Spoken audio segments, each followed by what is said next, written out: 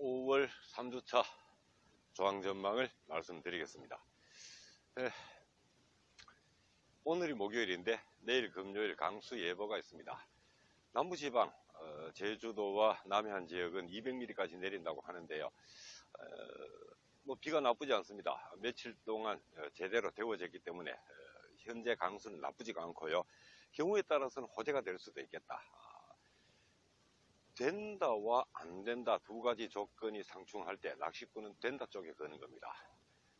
그게 낚시꾼이 어떤 고집이고 또 우리가 낚시를 진행하는 힘이기도 하죠. 한 가지 다행인 것은 강수 예보가 처음에는 토요일까지 이어진다, 토요일 저녁까지 이어진다 이랬는데 지금은 금요일로 그치는 걸로 나오고 있습니다.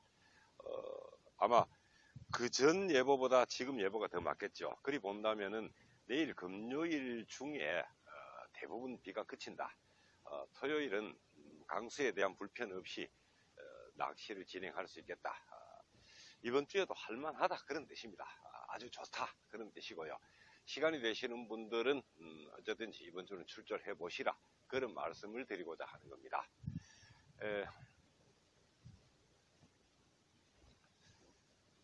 오늘 목요일 평일이죠. 평일 되면 여전히 날씨가 좋습니다. 약간 흐리니까 낚시하기도 좋고 또 바람도 이 정도면은 거의 없죠. 여기는 맞바람 지역이라서 바람을 많이 타는 지역인데 어지간한 바람이면은 여기는 파도가 칩니다. 근데 지금 수면이 이 정도면은 굉장히 고요하다, 장판 같다 그렇게 봐도 되겠습니다. 어디를 공략해 볼까요? 이번 주에는 얕은 곳, 깊은 곳, 비탈 낚시 제가 안내를 드렸죠. 비탈 밑에다가 깊은 곳에다 세울 것인가, 어리연 더미 끝부분에다가 찌를 세울 것인가, 아니면 안쪽 4, 50, 5, 60, 6, 70 지역에다가 그 지점에다가 찌를 세울 것인가. 된다 쪽에 건다면은 안쪽이 맞겠고, 혹시 금요일 강수가 혹시라도 김진태는 호재라 했는데 악재가 될지 모르겠다, 걱정이 된다. 그렇다면은 어리연 끝에 메라 20 지점을 찍어야 되겠죠. 시시각각으로 바뀔 겁니다. 지금 단정적으로 무조건 호재다, 무조건 악재다 그렇게 할 수가 없고요. 하룻밤 낚시에서도 붕어가 활동성을 확 높일 때가 있고 또 낮출 때가 있고, 그리고 우리 낚시꾼 경험이 어지간히 그것을 읽어냅니다. 지금은 바람이 쌀쌀하니 기분이 나쁘다, 마중을 나가야 되겠다, 혹은 지금은 뭔가 날씨가 푹하고 굉장히 조건이 좋은 것 같다, 붕어가 받침대 밑에까지 기어오를 것 같다, 이럴 때는 또 얕은 곳에 어리연 속에다가 찌를 세워야 되겠죠. 강계 저수지 다 괜찮을 것 같습니다. 특히 새물에 강한 포인트라면은 이번 주에는 해볼만 하죠. 강수가 현재 예보상으로 강수가 적지 않다고 나와 있는데 적어도 상관없습니다. 많으면 더 좋고요. 새물에 강한 포인트, 그런 포인트를 찾아보실 만하다, 그 점을 안내를 드리겠고요. 이번 주에도 좋은 내용이 있을 것이다. 지난주 좀 부족하다 싶은 가운데도 제가 월책 하나, 아홉치 하나, 그리고 43, 길이는 비록 43에 불과했지만은 워낙 고도 비만 살짝 봉순이를 만났으니까 저는 이번 주에도 굉장히 된다 쪽에 걸고 마리수와 시야를 동시에 노릴 수 있는 그런 포인트를 공략할 것입니다. 여러분도 지금쯤 아마 굉장히 생각이 복잡하시겠죠. 이번 주에는 어디로 갈 것인가, 어떤 포인트를 어떻게 찍을 것인가, 어떤 낚시를 구사할 것인가. 저는 된다 쪽입니다. 날씨가 굉장히 더웠기 때문에 강수가 오히려 호재가 된다. 그래서 이번 주는 괜찮다 그렇게 보는데 여러분들도 수익을 잘 해보시기 바랍니다.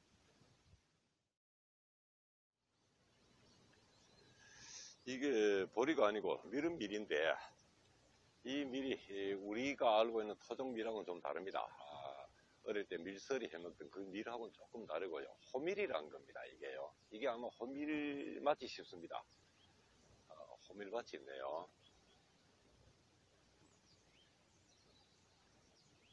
무슨 문학에서 호밀 이야기를 읽었던 것 같은데, 밭이 꽤 났는데, 호밀밭 위에는 그림 같은 저수지 제방입니다.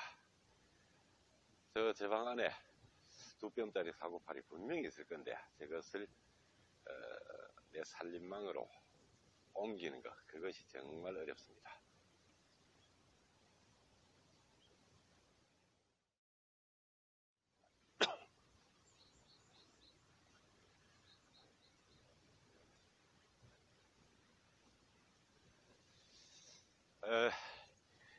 여기는 정말 귀신도 모르는 저수지입니다.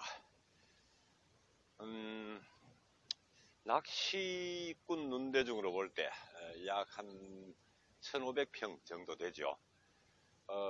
이곳은 정말 이 동네 사는 사람이 아니고서는 알 수 없는 그런 곳에 위치해 있는 저수지인데, 이곳에 글쎄요, 약 한 10여 년 정도 지났을까요? 묵은 붕어, 그것을 노리고 들어왔다가 어떤 미끼든지 물고 늘어져 버리는 잔챙이 때문에 아주 쾌유패를 당했던 곳인데요. 지금은 외래종이 들어왔다고 합니다. 외래종이 들어왔는데 문제는 시기를 못 찾는 것이죠. 시기를 못 찾으니까 입질 한번 보기가 정말 어렵다.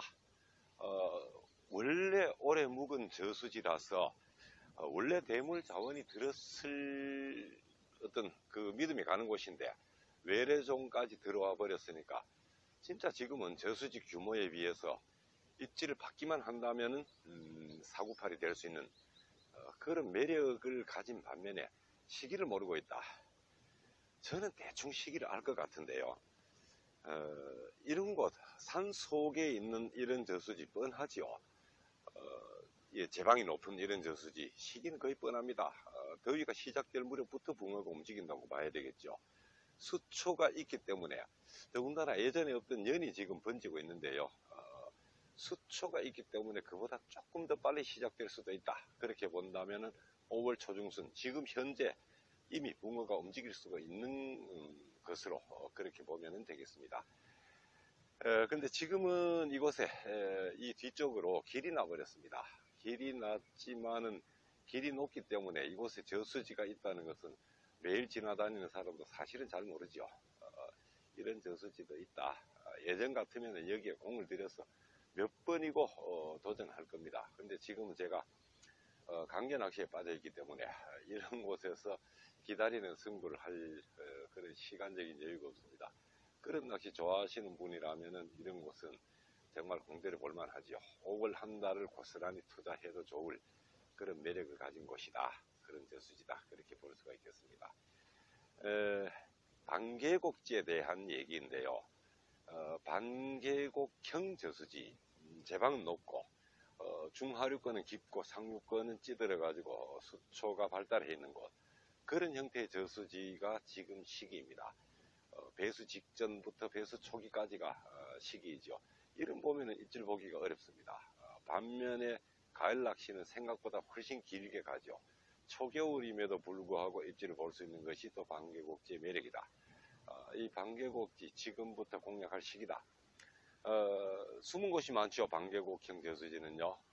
반계곡지 하나를 알고 있는데 그곳에 분명히 사구팔이 들어있을 것이다.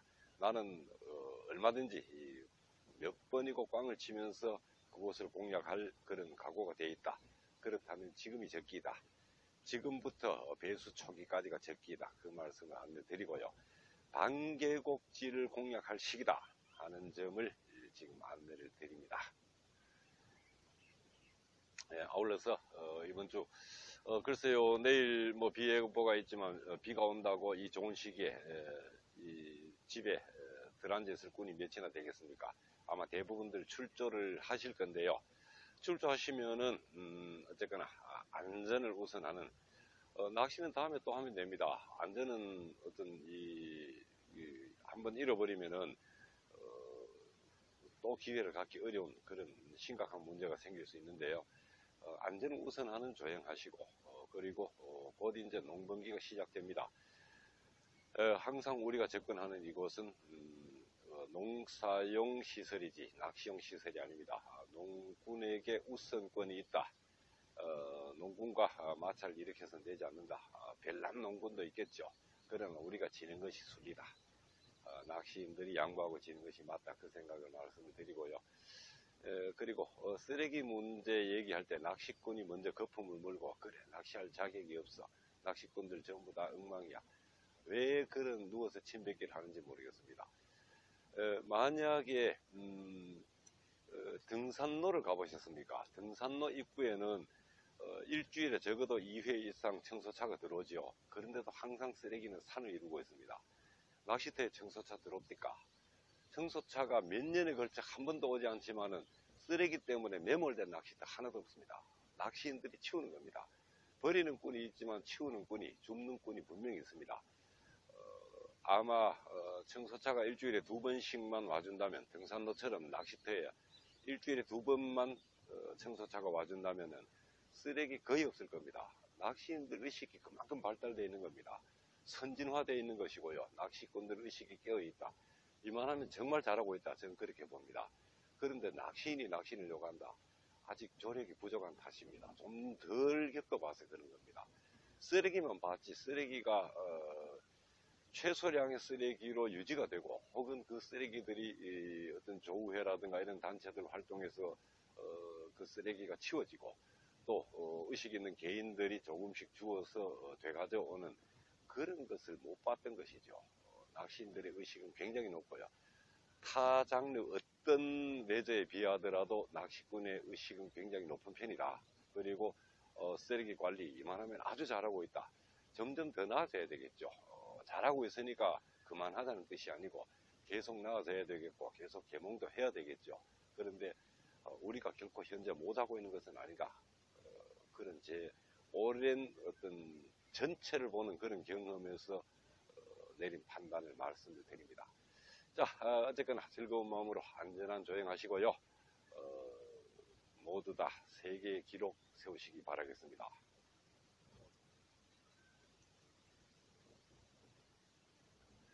자, 오래 묵은 산소들도 있고 밤 되면은 누구네 조상님인지 모르지만 지켜줄 겁니다. 그래서 이런 곳은 정말 안전하고 훨씬 더 안전하고 좋은 곳이다.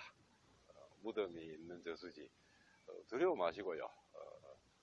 오히려 저런 곳이 안전하고 좋겠다 그렇게 생각하고 하룻밤 편한 마음으로 유하시면 될 것 같습니다. 가을에 꿀밤 주러 오면 좋겠네.